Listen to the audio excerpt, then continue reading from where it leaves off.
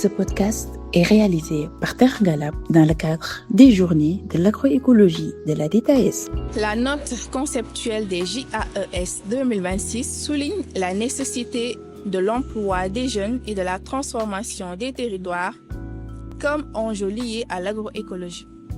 La souveraineté alimentaire portée par les exploitations familiales dépend aussi de la place des femmes et des jeunes dans la transition. L'agroécologie, c'est aussi une question de qui produit, qui décide, qui bénéficie.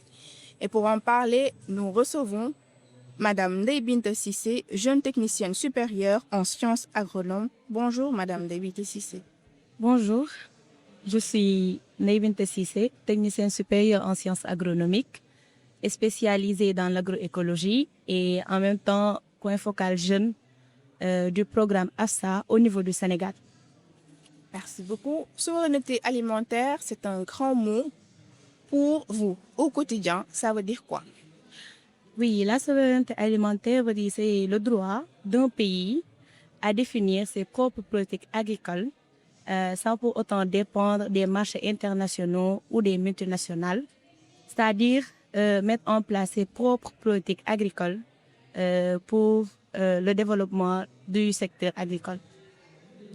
Vous êtes jeune dans l'agroécologie. Est-ce que ce secteur est vraiment accueillant? Qu'est-ce qui attire ou au contraire, qu'est-ce qui décourage? Merci. Déjà, pour un passionné, c'est vraiment accueillant parce que cela propose des pratiques et des choses à faire qui peuvent vraiment intégrer tout jeune, je peux dire. Parce que déjà, quand je faisais la formation, il y avait les préjugés, voilà, ce qui pouvait nous déstabiliser. Mais vu qu'il y a la passion déjà, et c'est un secteur qui réunit l'ensemble des couches d'âge, à savoir les jeunes, les femmes, ainsi que les personnes âgées, à mener leurs forces et à prôner vraiment une agriculture durable qui respecte l'environnement et qui propose des produits sains pour la consommation. Et sur ce, si toutefois on est jeune, passionné et qui veulent vraiment développer notre secteur agricole, développer notre pays, cela nous attire vraiment à engager à cela. Aujourd'hui, quelle est la place des savoirs traditionnels dans votre pratique? Est-ce qu'on fait assez pour les valoriser? Oui, comme j'ai dit tantôt, pour l'agroécologie, cela engendre des savoir-faire ancestraux endogènes, c'est-à-dire les savoir-faire que les ancêtres utilisaient pour la production, et des savoir-faire d'innovation, parce que cela allie les deux. Maintenant, qu'est-ce que l'on a fait est-ce qu'on en a fait assez ou bien si, parce qu'on allie les savoir-faire endogènes et de l'innovation pour faire de l'agroécologie afin de développer notre secteur agricole. Okay. Quel changement concret vous aimeriez voir dans les politiques publiques pour que la transition agroécologique soit vraiment portée par les jeunes et les femmes? Merci. Pour la transition agroécologique, il nous faut vraiment intégrer les jeunes et les femmes car nous voyons que l'agriculture d'avant était portée que par les chefs de ménage, les vieux comme on dit, et que la femme et les jeunes étaient restés en rade. Ils n'intégraient pas tellement les exploitations familiales et cela restait démotiver les populations telles que les femmes et les jeunes.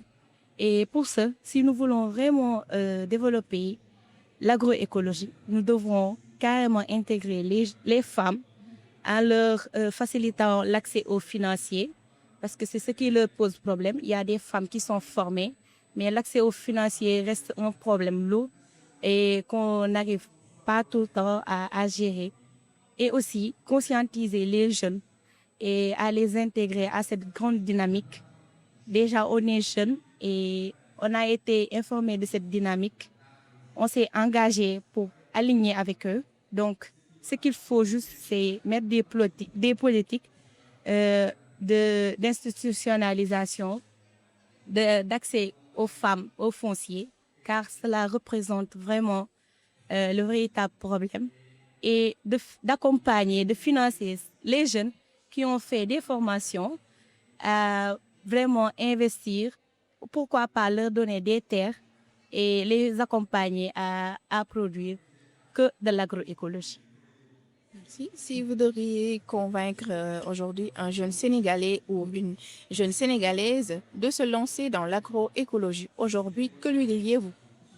D'accord. Déjà, pour l'agriculture, avant de se lancer, il faut avoir de la passion.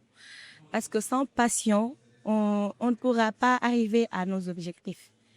L'agriculture est un métier vraiment difficile. On est confronté à des échecs, on est confronté à des défis. Et si toutefois on n'a pas cette passion, nous ne pouvons pas arriver à nos fins.